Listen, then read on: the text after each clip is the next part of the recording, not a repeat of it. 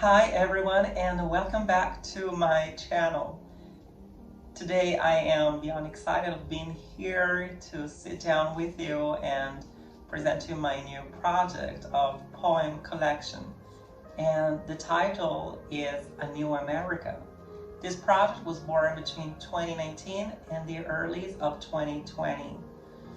The reason why I called this project A New America is because for some reason, the continent of America, no matter if it's south or north, it always meant something important, and it gave me something that I could learn from. All the experiences that meant something big in my life, most of them happened on the other side of the world. In North America, when I was living in Florida, and I moved there, and just after a few weeks that I was there, I declared myself for the first time out loud to myself that I was gay. So my coming out was there and was very much powerful emotion and very special time. And then with time and the year passed, I got the chance to fly to the South America frequent times for my job, and that was something incredible. And that's where I had a few more experiences, and I had a few more meetings that happened to be very special and important for my personal growth. And that's why I kind of wanted to play with the idea of discovery of America. Because the discovery of America meant discovery for an evolution of the world we knew. And for me, discovering my own America within myself meant discovery of new things about myself, learning new things about myself, but also learning things about the world and the people that, that were surrounding my life. And that was something very magical and a mystical place for me, and that's something that I'm grateful that I had the chance to experience. So that's why A New America was born, and the poems that you will find in it, they talk about places, and they talk about some of the people that I met, and talk about some insecurity and fears, but also it talks about some strength that I gained in this past year. And that was a time where for the first time I learned to face myself, face my fears, insecurities. And because I was able to start facing them and not running away from them, I have learned to love myself a little bit more.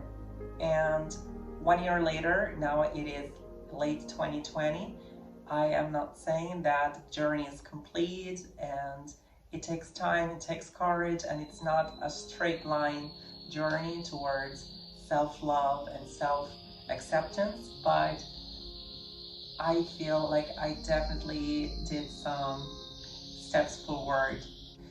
So without further delays, this intro was way too long, so let's have a sip of water first. And I want to officially welcome you to the showcase of A New America. That's the title for it. And as we go through the first page, we will encounter the first poem, and that's all about my favorite place in the world, that is Iguazu in the northeast of Argentina. The waterfalls of Iguazu were incredible, and that's what I talk about in the first poem, which is entitled For Your Eyes to Keep, because that's what I say here. I say I am failing to find any word to describe what I see. Is it a secret only for my eyes to keep. And that's what I asked myself, like, wow, it's just so beautiful that I was trying to write something about this place and this incredible nature and wonder of the world, but I couldn't find any right words. So what I was trying to say is, okay, is this something so beautiful and something so huge in this world that they do not have to be told and they have to be left as a secret just for your mind and your eyes and your heart to keep? They're the only thing that know your emotions that you felt while you were there. And this first poem, For Your Eyes to Keep, talk about a little bit of the wonder of being soaking wet underneath the falls and the waters, and there was in myself a sense of excitement and also shaking because the sound was so strong and it would make my heart pound, but at the same time I was feeling so rich of life. And that's all that I tried to describe in this first poem. And it's kind of funny because I just said that I couldn't find any words to describe, and I don't think my words can even get close to the emotions that I have felt while I was there. So this is just something because I wanted to appreciate the waterfalls of Iguazu, but for sure they're not even close to describe the true beauty and the true magic of that place. Moving on to the next lyrics collection lyric. This is in Italian and it's a bit more dark, and it's called Un'oasi che non c'è, and we can translate that as an oasis that isn't there. And basically it kind of talks a little bit of the moments of self-doubt. So as I was saying before, my journey through self-love is not easy, and it doesn't come in a straight line.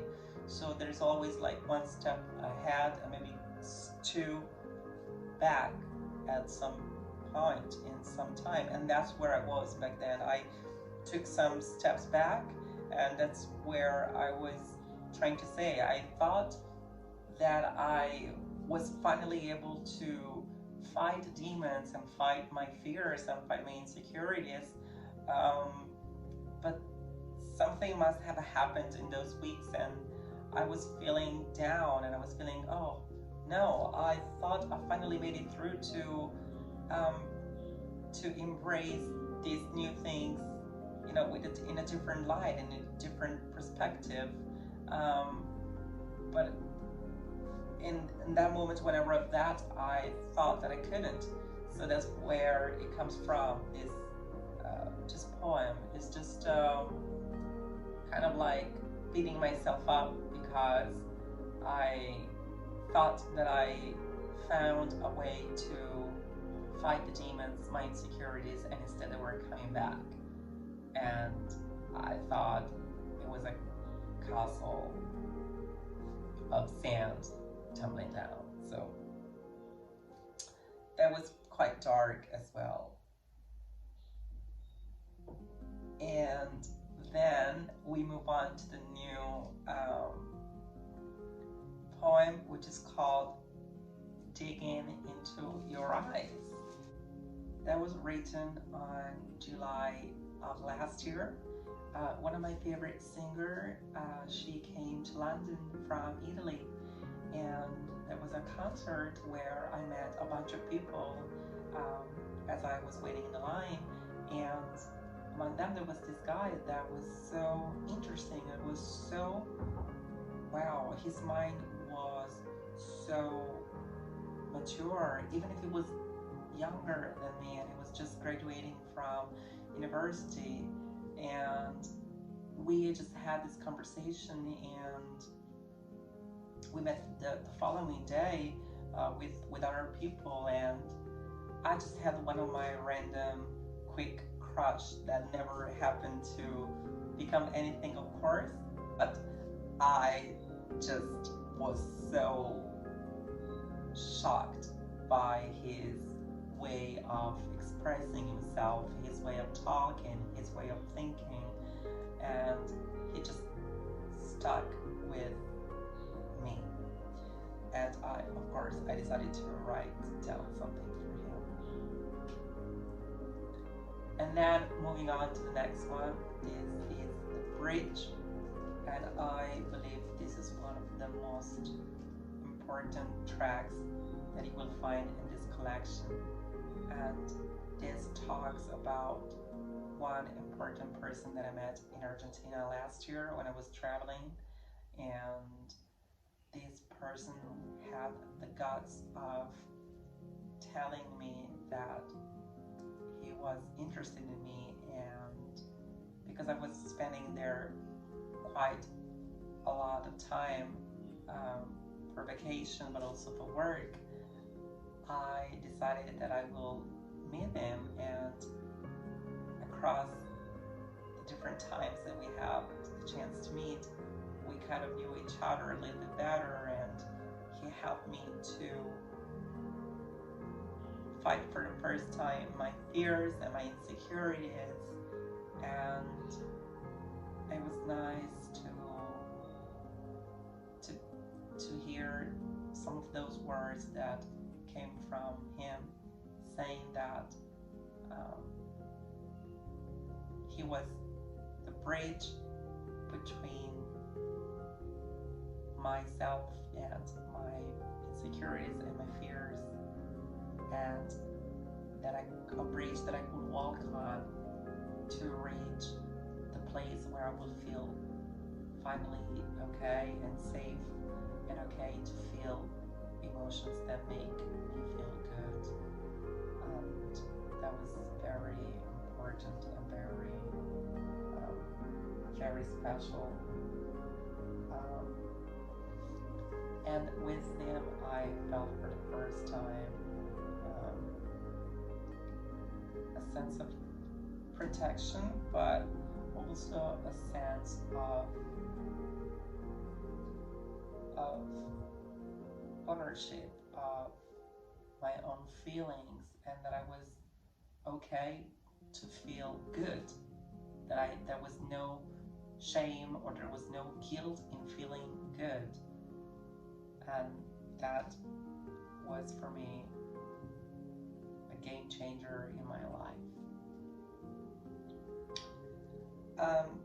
Then there is, in the following page, there are two very short lyrics, and that's Light as a Ghost, and that talks about feeling as light as a ghost, especially when you experience something so big and something so important, so beautiful, and then the reality hits, and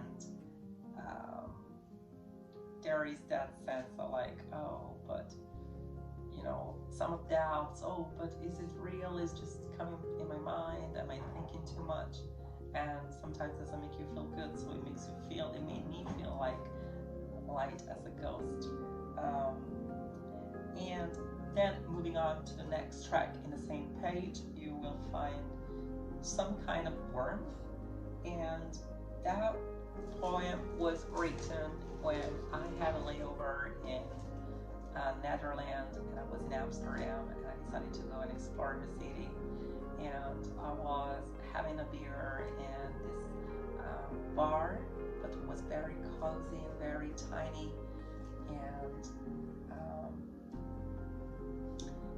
I think it's one of my favorite bars that I visited because it was not overcrowded. It was crowded enough to make me feel the warmth of the place, but also the warmth of the voices talking in the tables around me. I was on my own back then, and I was writing down on my journal, and at some point I was feeling here and here on my cheeks. You know, when you have some beer and you feel reddish and a little bit warmer. And it was a very good feeling of warmth. Like, okay, I feel like I'm appreciating this moment, and I was really grateful for that instant, for the voices. I kind of like singing lullabies to me, and I was in peace in that moment. I was having a very special moment of appreciation for what I have and for what I had back then. And on the next page, then we move on to another poem that is entitled Keeping Hands Over Burning Flames. And that's a hot topic, as you might probably think. This poem talks about a little bit of the sexual world of fire that hit me with someone, and the excitement of putting up this fire, of course, which is not true, and emotions and everything that comes in it and with it. And at the end of this poem, I say, I'm daring you to find the courage to walk into my own fire, now that I have never felt more alive. So in the end, I felt like I was the one on fire, and they're the other person to walk, to come into this fire with me, and to burn together. And very creepy, but that's it. The next track is A Night in December, and I believe that I wrote this one on December 8th in England, when I was decorating the Christmas tree with my flatmates, and that was something I haven't done for years. Or it was the first time that I felt such a warmth of December that when you grow up, Christmas time changes and it doesn't feel special anymore as you were a kid. But last year I had just a good night decorating the Christmas tree. We were having a good chat with my flatmates, and we were having just like a nice time. It was just a good couple of hours doing that, so it was good, and it made me feel good. Moving on, in the middle of this collection, you will find what this collection is all about. So I entitled this collection A New America, and the following poem you will find in the book is A New America. That's in Italian though, but that's the title for it. And here I just talk about what it meant for me to cross the ocean and to go to the other side, to as if I were there to discover a new continent. But the new continent that was found was within myself. So it was something that I had to find, explore, conquer, and take ownership of this new discovery within myself. And as I mentioned earlier, in America, I did my first coming out. I came out with myself at first, and then with time to the people that were around me and the people that loved me. So that was something so important and so big. And here I always remind that I I knew that I always knew what I always knew the truth, but I always had it back. And from that moment, it started a new way of embracing life and embracing my my true being, my true colors, actually. Um, the next track you will see is another one in Italian, and it's called Le pagine di quel libro. Le pagine di quel libro we can translate as the pages of that book.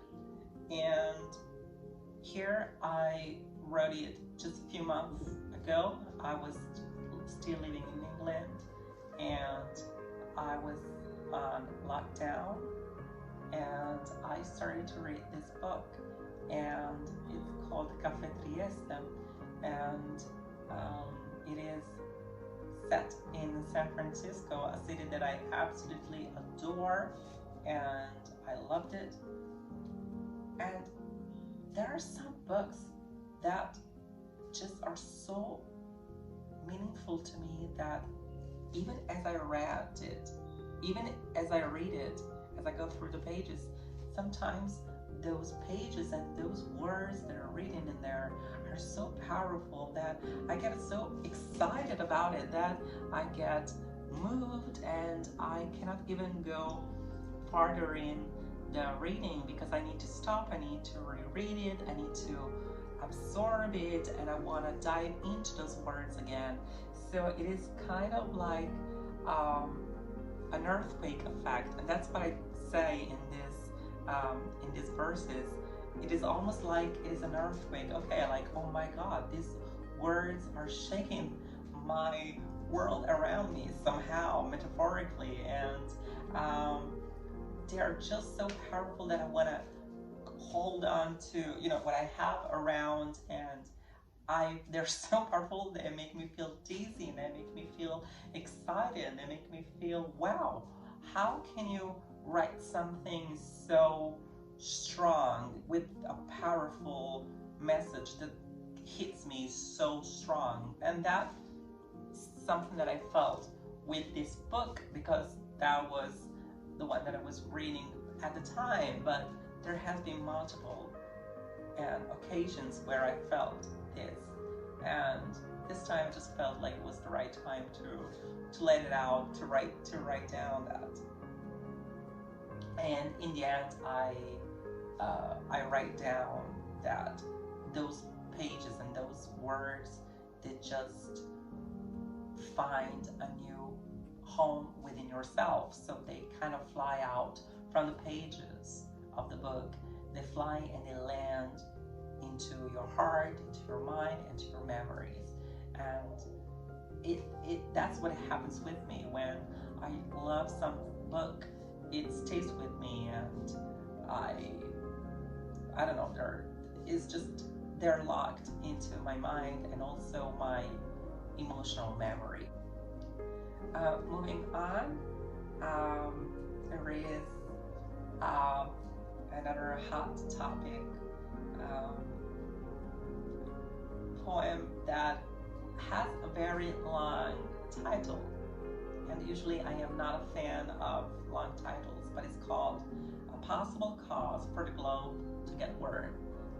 I wanted kind of to play with the global warming, but that is very sensual, that is very sexual as well, and probably that talks about a sexual encounter that caused the global warming to happen. So just very easy. And then we are getting towards the end of this collection, and next thing you will see is a track called Who Would Have Thought? And that was written during lockdown with this pandemic going on, and I would like to read it out loud for you because it goes like, who would have thought that the freedom of doing what we love most would suddenly be lost? Something as easy as leaving home, head to the street and meet people at night for a pub crawl? How could I have known we'd be asked to stay indoors, locked for days, unable to go even for a walk? Who would have thought that we'd beg to go back to work? This is something I never would have thought.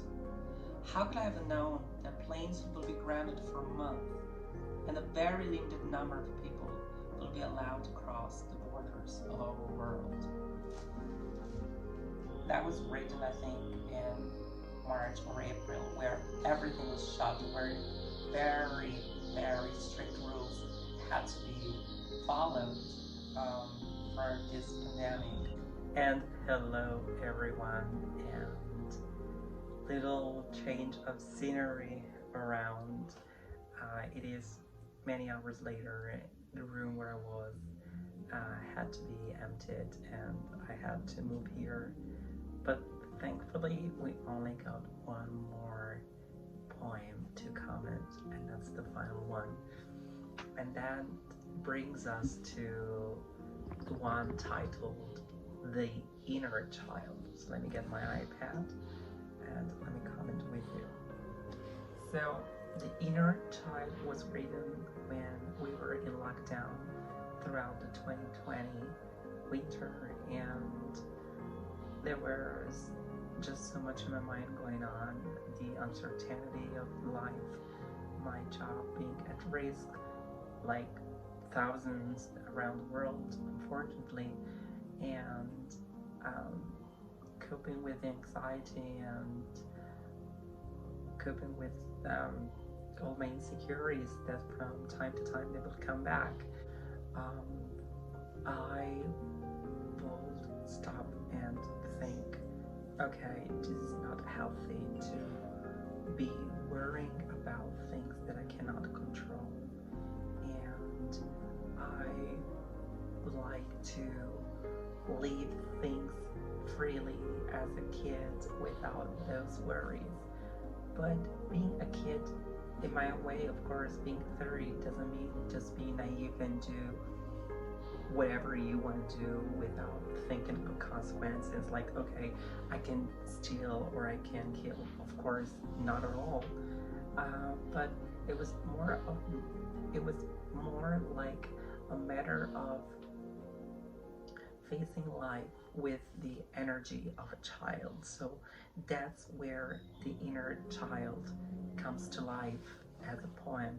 The inner child wants to call that kid which is kept within ourselves and hopefully has never left us. So it is an invitation for that kid to come back to the surface despite what the society tells us to do and the way we should act, the way we should be a grown-up, and we should be feeling grown-up just because we talk about certain topics and we adhere to some certain standards by that age.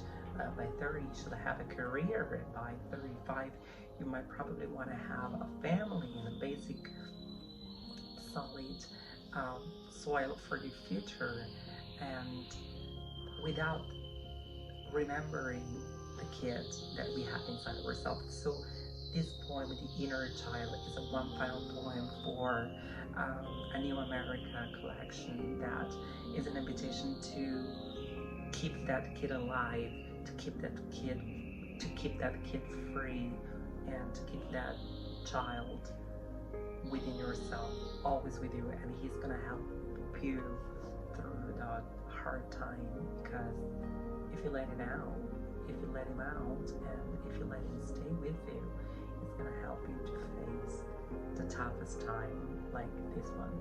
And since the moment that I wrote this down, and since I had some moments when I fell down at some point, I always tried to stop overthinking of things that I cannot control and bring this child back